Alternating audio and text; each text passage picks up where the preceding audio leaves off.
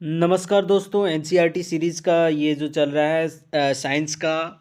आज हम 8वां अध्याय पहुंच गए हैं, ठीक है। शरीर में गति, ये काफ़ी इंपॉर्टेंट चैप्टर है। हम लोग देखते हैं कि जिस प्रकार हमारा बॉडी का स्केलेटन सिस्टम है, क्या क्या नाम है, कोई कोई जो फिक्स्ड है उसका जो मूवमेंट होता है वो किस प्रकार मूवमेंट है और कहाँ पिवोट है, ठीक है। ये सारा हम लोग देखेंगे कि स्केलेटन सिस्टम का बहुत सारा इंपॉर्टेंट पार्ट इसमें कवर कराया गया है। चलिए शुरू करते हैं, ठीक है।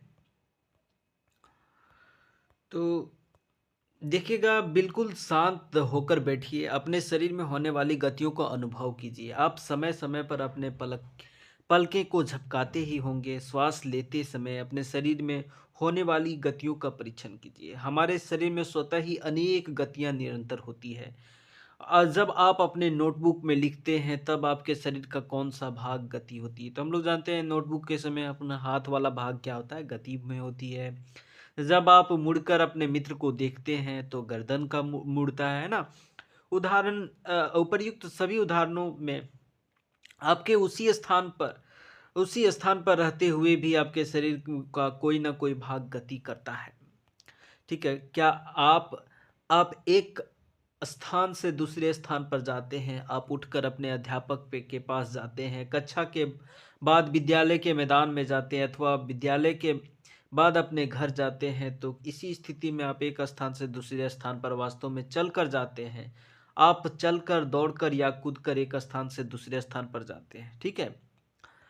चलिए, उसी प्रकार हम लोग यहाँ पे एक बॉक्स दिया गया, जैसे गाय है तो जो गमन में युक्त होने वाले जो भाग है, अंग है, वो पैर है। जंतु गमन करते हैं, चलती है ना, उसी प्रकार इसको भरना है। अब देखते हैं कि मानव शरीर एवं इसकी गतियां। अब हम देखेंगे कि मानव शरीर में कौन कौन सा पार्ट है वो गति करती है। जंतुओं का विविध गतियों को पर ध्यान देने से पूर्व आइए अपने शरीर की कुछ गतियों का ध्यानपूर्वक देखें। क्या आपको विद्यालय में शारीरिक व्यायाम करते समय आनंद आता है? विद्यालय में शारीरिक व्यायाम करते समय आपके हाथ, पैर किस प्रकार की गति करते हैं? आइए, हमारा शरीर जिन गतियों को करने में योग्य है, उनमें कुछ शारीरिक गतियों को करने का प्रयास करें। एक काल्पनिक विकेट पर काल्पनिक गेंद फेंकने का प्रयास कीजिए। ठीक है, तो हम लोग देखते हैं कि जो जब इस दौरान क्या है कि कंधे जो होता है वृत्ताकार रूप में घूमते हैं, ठीक है। आप कंधा भी गति करता है। पीठ के बल लेट जाइए आप। यदि हमारे शरीर में कोई संधि नहीं होती, यदि हमारे शरीर में कोई संधि नहीं होती, तो आपके विचार में क्या हमारे लिए किसी प्रकार की गति करना संभव है? बिल्कुल नहीं। अगर संधि ही नहीं होती तो हम लोग गति भी नहीं कर पाते, है ना?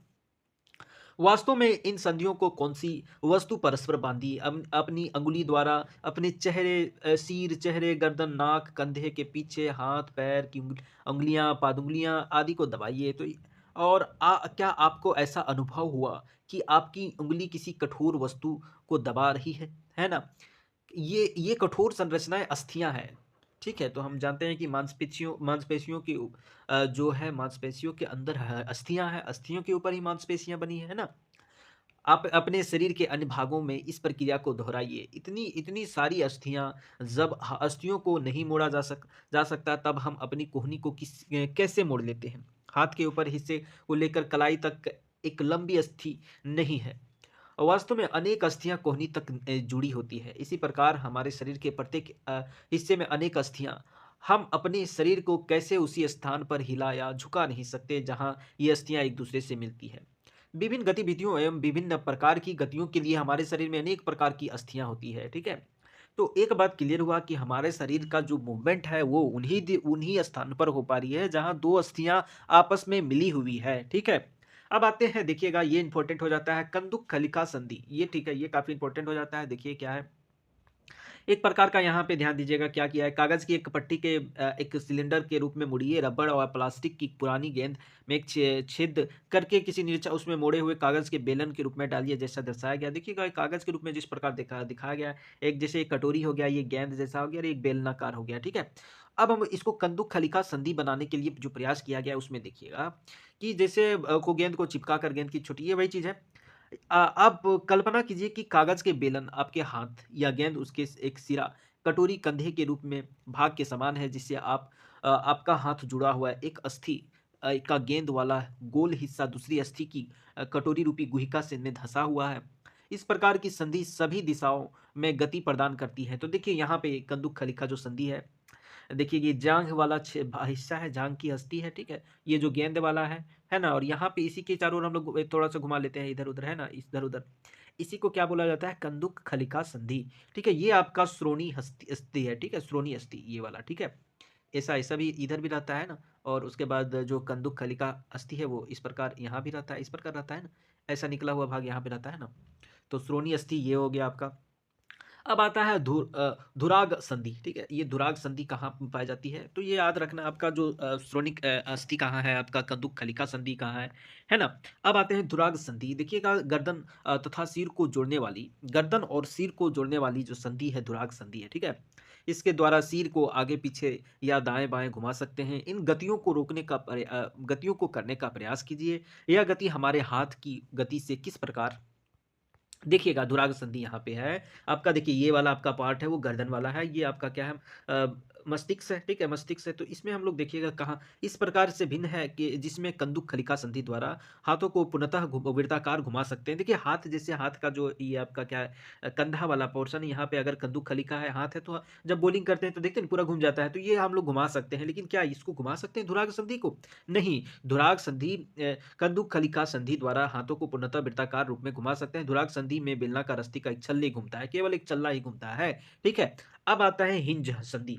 धुराग संधि समझ गए कहाँ, याद रखना, ये इंपॉर्टेंट है, पूछा जाता है कि आपका धुराग संधि किस कहाँ है, तो आपको आपको ये गर्दन वाला भाग बताना पड़ेगा। अब आता है हिंज संधि। देखिएगा, घर के किसी दरवाजे को बार बार खोलिए बंद कीजिए, इस कब्जे को ध्यानपूर्वक देखिए। इसमें देखिएगा ये एक पार्ट क्या होता है, जैसे मान के चलिए एक दरवाजा है, यहाँ पे लगा हुआ, यहाँ पे लगा हुआ, बार बार आप खोलिएगा तो देखिएगा कि ये वाला पोर्शन फिक्स्ड रहता है, बाकी आप इसको ऐसे ऐसे घुमा सकते हैं ना, यही हिंज वाला संधि कहलाती है, ठीक है। देखिएगा ये पोर्शन फिक्स्ड है आपका, लेकिन इसको क्या इधर ले जा सकता है, इसको इधर ले ला सकते हैं, इसको आगे पीछे लाया जा सकता है, यही इसी प्रकार के संधि को हिंज की संधि कहते हैं। और इस प्रकार जैसे यहाँ पे क्या हो गया आपका घुटना वाला क्षेत्र, तो ये इंपॉर्टेंट पॉइंट है कि धुराग संधि गर्दन वाला क्षेत्र, हिंज संधि का हो गया घुटने वाला भाग हो गया, ठीक है।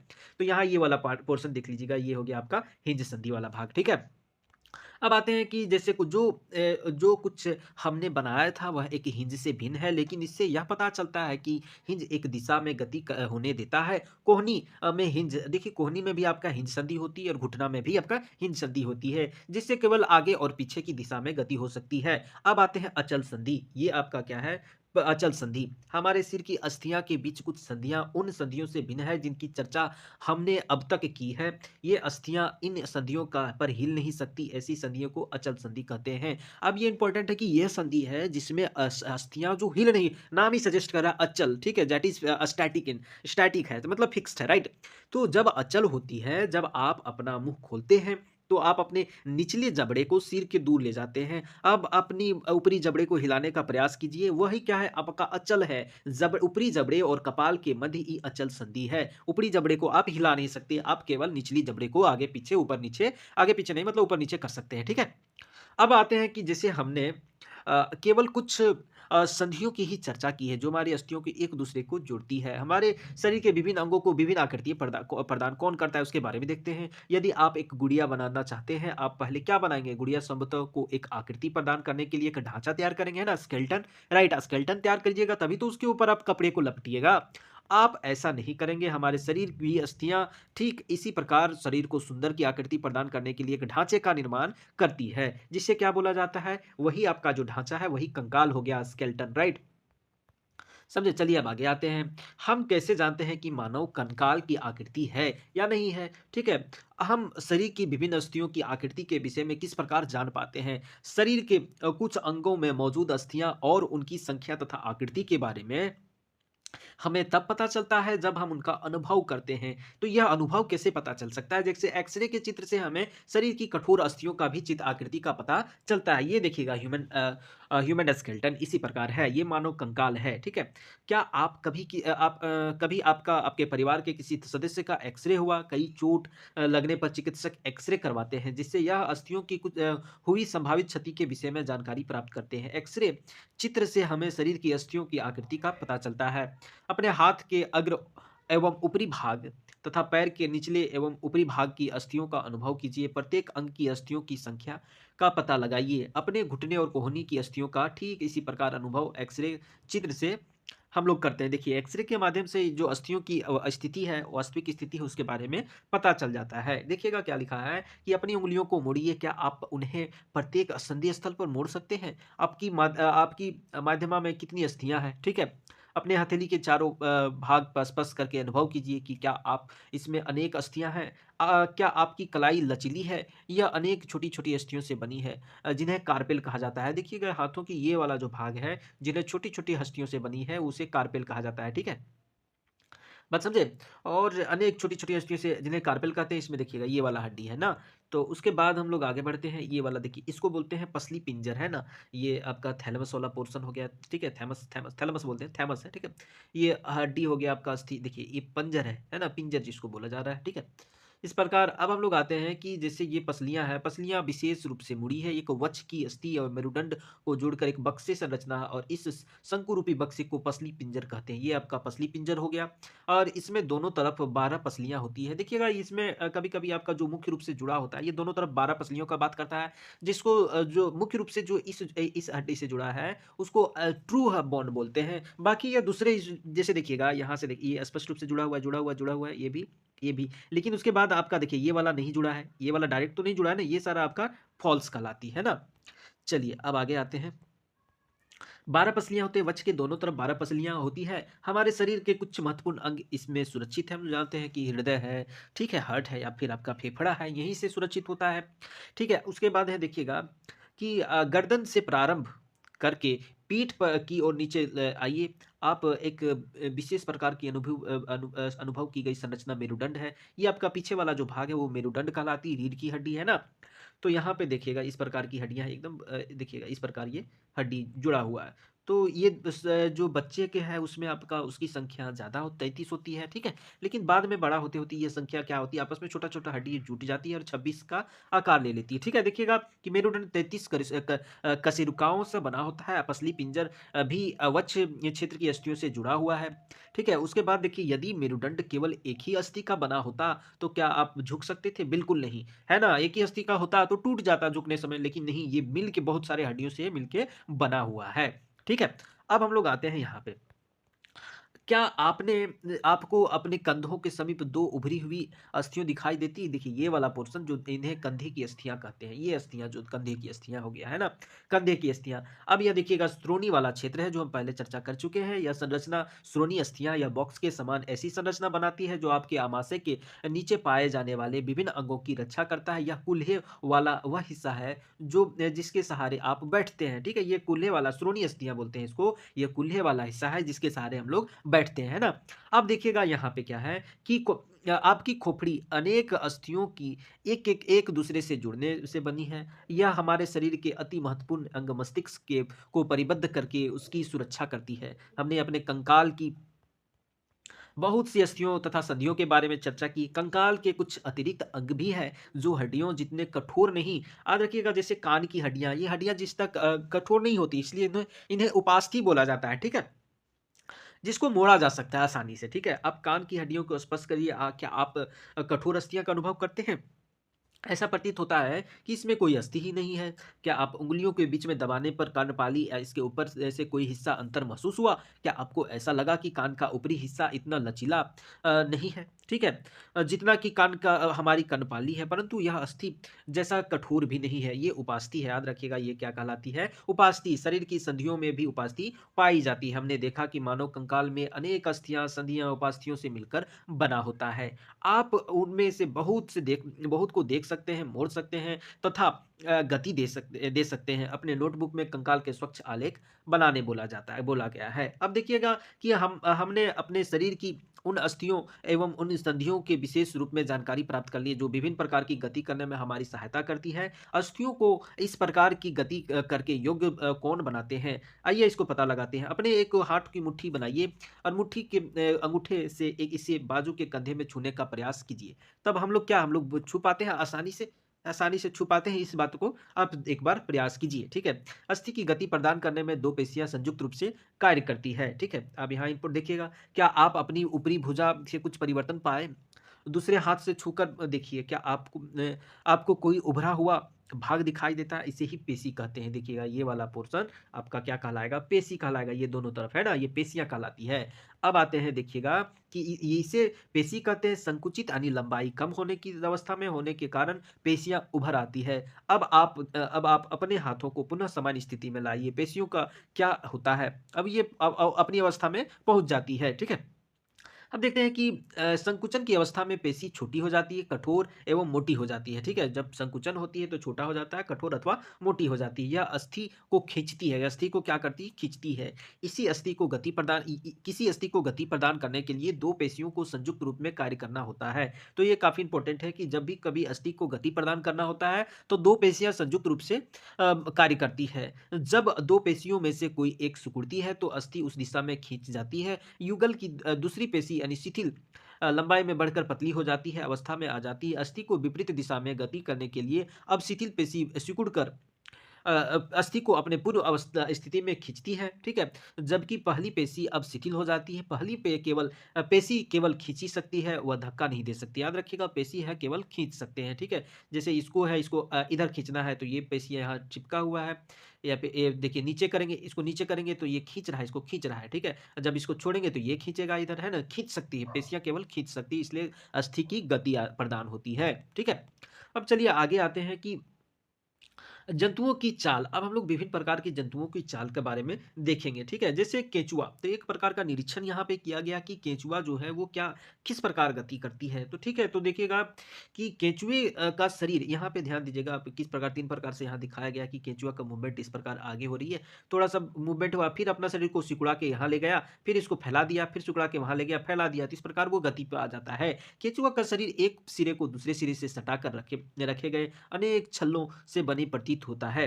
केंचुए के शरीर में अस्थियां नहीं होती है, तो केंचुआ में अस्थियां नहीं होती है, परंतु इसमें पेशियां होती है जो इसके शरीर को घटने और बढ़ने में सहायता करती है। चलने के दौरान केंचुआ अपने शरीर के पश्च भाग को भूमि में जकड़े रहता है तथा अग्र भाग को फैला लेता है, ठीक है? पिछला भाग को रोक के रखता है, आगे भाग को फैला देता है, फिर उसी प्रकार आगे बढ़ता है, फिर ये इसको रोक के आगे फैला देता है। यही इसके बाद वह अग्र भाग को भूमि में पकड़ता है और पश्च भाग को स्वतंत्र रूप कर देता है। इसके पश्चात शरीर को संकुचित करता है तथा पश्च भाग को आगे की ओर खींचता है, इससे वह कुछ दूरी तक आगे बढ़ता है। केंचुआ इसी प्रक्रिया को बार-बार दोहराते हुए मिट्टी पर आगे बढ़ता है। इसके शरीर में चिकनी पदार्थ होते हैं जिससे चलने में सहायता मिलते हैं, ठीक है? यह अपने शरीर के हिस्से को ज़मीन में किसी प्रकार टिकाता है। कैसे टिकाता है इसके बारे में आपको जानना है। इसके शरीर में छोटे-छोटे अनेक सुक यानी बाल जैसी आकृति होती है। ये सुक पेशियों से जुड़े होते हैं। ये सुक मिट्टी में उसे पकड़ देखिएगा, इसके शरीर में छोटा-छोटा एक बाल जैसी आकृति होती है, सुक होती है जो मिट्टी को पकड़ने में और मजबूत बनने में सहायता देता है, ठीक है? केंचुआ वास्तव में अपने रास्ते में आने वाली मिट्टी को खाता है और उसका शरीर अनपचे पदार्थ को बाहर निकाल देता है। केंचुए द्वारा किया गया यह कार्य मिट्टी को उपजाऊ बना देता है जिससे पौधा को लाभ होता है। अब चलिए अब हम लोग आते हैं अगला, स्नेल यानी कि घोंघा, ठीक है?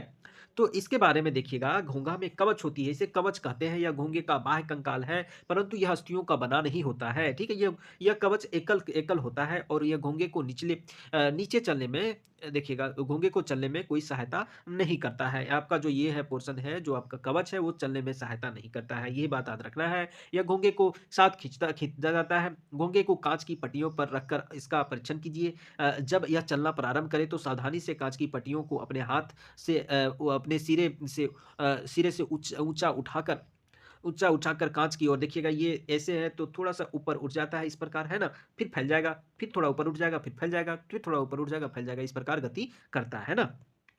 अब हम लोग आते हैं कि देखिए यहाँ लिखा है कि कवच का छेद खुलने पर आपने उससे एक मोटी मांसल संरचना एवं सिर बाहर आते देखा। यह मोटी संरचना इसका पाद है, ठीक है? अर्थात पैर जो दृढ़ पेशियों का बना होता है। अब सावधानी पूर्वक काँच की प्लेट को एक और थोड़ा-सा झुकाइए और पाद जो पैर की लहरदार गति दिखाई देती है। क्या घोंघे की गति केंचुए की गति से तीव्र अथवा धीमी मानी जा सकती है? कि जो आपका घोंघा है वह धीमी-धीमी गति करती है ना? अब देखिएगा, अब आते हैं तिलचट्टा। तिलचट्टा जो आपका कॉकरोच होता है, उसकी गति के बारे में हम लोग चर्चा करते हैं। देखिएगा, यह वृक्ष देखिएगा क्या है कि तिलचट्टा जमीन पर चलता है, दीवारों पर चढ़ता है और वायु में भी उड़ता है। इनमें 3 जोड़ी पैर होते हैं। तो ये इंपॉर्टेंट है, इसकी जो पेड़ है 3 जोड़ी है। याद रखिएगा 3 पेयर्स, ठीक है? याद रखिएगा जो चलने में सहायता करते हैं। इसका शरीर कठोर बाह्य कंकाल द्वारा ढका होता है। यह बाह्य कंकाल विभिन्न एककों की परस्पर संधियों द्वारा बनता है, जिसके कारण गति संभव होती है। अब देखते हैं कि वृक्ष के से 2 जोड़े पंख भी होते हैं। इसमें पंख भी होते हैं। अगले पैर संकरे और पिछले पैर चौड़े एवं बहुत पतले होते हैं। तिलचट्टे में विशिष्ट पेशियाँ होती है। पैर की पेशियाँ उन्हें चलने में सहायता करती है। तो पैर की जो पेशियाँ हैं चलने में सहायता करती है। वृक्ष की पेशियाँ तिलचट्टे को उड़ने के समय उसके पैरों की गति देती है। तो जो वृक्ष की पेशियाँ हैं उसको उड़ने के समय गति प्रदान करता है। अब हम लोग आते हैं पक्षी। पक्षी भी देखते हैं कि किस प्रकार वो अपना गति देखिएगा। पक्षी इसलिए उड़ पाते हैं क्योंकि उसका शरीर उड़ने के लिए अनुकूलित होता है। उनकी अस्थियों में देखिएगा, उनका जो हड्डी है, अस्थियां हैं, उसमें वायु के प्रकोष्ठ होते हैं, अर्थात हवा का छोटा छोटा सा एक बोल सकते हैं कोष्ठक होता है, जिसके कारण उसकी अस्थियां हल्की एवं मजबूत होती है। पाश जो पीछे वाला पैर है की अस्थियां चलने में एवं बैठने के लिए अनुकूलित होती है। अग्रपाद है की अस्थियां रूपांतरित होकर पक्षी के जो आगे वाला पैर है वह रूपांतरित होकर पक्षी का पंख बन जाती है। कंधे की अस्थियां मजबूत होती है और वक्ष की अस्थियों के उड़ने वाली पेशियों को जकड़े रखने के लिए विशेष रूप से रूपांतरित होती है तथा पंखों को ऊपर नीचे करने में सहायता करती है। देखिएगा ये आगे वाला अस्थियां है, ठीक है? तो जिसके कारण वो पंख रूप ले लेता है और जिसको फैलाकर वो आगे पीछे करती है, जिससे उसके शरीर को गति आगे मिलती है। पक्षियों का कंकाल है। अब हम लोग आते हैं मछली। देखिएगा मछली का गमन किस प्रकार होता है। देखिएगा, क्या आपने ध्यान से देखा कि नाव की आकृति काफी सीमा तक मछली जैसी है। मछली के सिर एवं पुच्छ उसके मध्य भाग की अपेक्षा पतला एवं नुकीला होता है। तो सिर है वो देखिए पतला है, ये पुच्छ भी पतला होता है, नुकीला होता है। शरीर की ऐसी आकृति धार रेखीय कहलाती है, यानी करंट के जिस तरह धारा की गति है उसके अनुसार वो गति है, ठीक है? अब आते हैं जैसे इसके विशेष आकृति के कारण जल इधर-उधर बहकर निकल जाता है और मछली जल में सरलता से तैर सकती है। मछली का कंकाल दृढ़ पेशियों से ढका रहता है और तैरने की प्रक्रिया में शरीर का अग्रभाग एक ओर मुड़ जाता है और पुच्छ विपरीत दिशा में जाती है के अनुसार शरीर को मोड़ती है, तो तीव्रता से उसकी पुच्छ दूसरी दिशा में मुड़ जाती है। इससे एक झटका लगता है और मछली आगे की ओर बढ़ जाती है। इस प्रक्रिया में क्रमिक ताल और मछली आगे तैरती है और पुच्छ के पख इस कार्य में सहायता देती है। देखिएगा कि क्या होता है कि एक बार मुड़ा, इस प्रकार मुड़ा, फिर एक दूसरी तरफ मुड़ेगा और यह मुड़ने के प्रक्रम में मछली को थोड़ा-सा फॉरवर्ड मूवमेंट होता है। ठीक है? अब हम लोग देखेंगे कि मछली के शरीर पर और भी पख होते हैं जो तैरते समय जल में संतुलन बनाए रखने एवं दिशा निर्धारण में सहायता करते हैं। क्या आपने कभी ध्यान दिया है कि गोताखोर अपने पैरों में इन पखों की तरह के विशेष फ्लिपर्स पहनते हैं? बिल्कुल जो देखे होंगे जो गोताखोर रहता है वो मछलियों के पख जैसा एक फ्लिपर्स पहन लेते हैं। अब हम लोग आते हैं कि सर्प की गति किस प्रकार होती है। देखिएगा सर्प का मेरुदंड लंबा होता है, शरीर की पेशियां छिन्न एवं असंख्य होती है, वे परस्पर जुड़ी होती है चाहे वह वे दूर ही क्यों ना हो। पेशियां, मेरुदंड, पसलियां एवं त्वचा एक दूसरे से जुड़ी होती है। सर्प का शरीर अनेक वलय से मुड़ा है, इसी प्रकार सर्प का प्रत्येक वलय उसे आगे की ओर धकेलता है। इसका शरीर अनेक वलय बनाता है और प्रत्येक वलय आगे को धक्का देता है। इस कारण सर्प क्या करती है, देखिए ये वलय संरचना टाइप का बना लेती है। देखिए वलय संरचना, ये थोड़ा सा धक्का दिया फिर आगे मुड़ गया, है ना? बहुत तेज गति से चलने में सक्षम हो पाती है, ठीक है? परंतु सरल रेखा में नहीं चलता है। ऐसा नहीं कि ये सीधा मूवमेंट ऐसा नहीं करेगा, ये थोड़ा-सा सर्पिल आकार के मूवमेंट करता है। उसके बाद देखिए हमने विभिन्न जंतुओं की गति प्रदान करने वाली अस्थियाँ एवं पेशियों के विषय में जानकारी प्राप्त की, ठीक है? अब देखिएगा कि विभिन्न जंतुओं की गति के संबंध में अनेक प्रश्न इसी प्रकार अपने मस्तिष्क में अनेक प्रश्न उभर कर होंगे।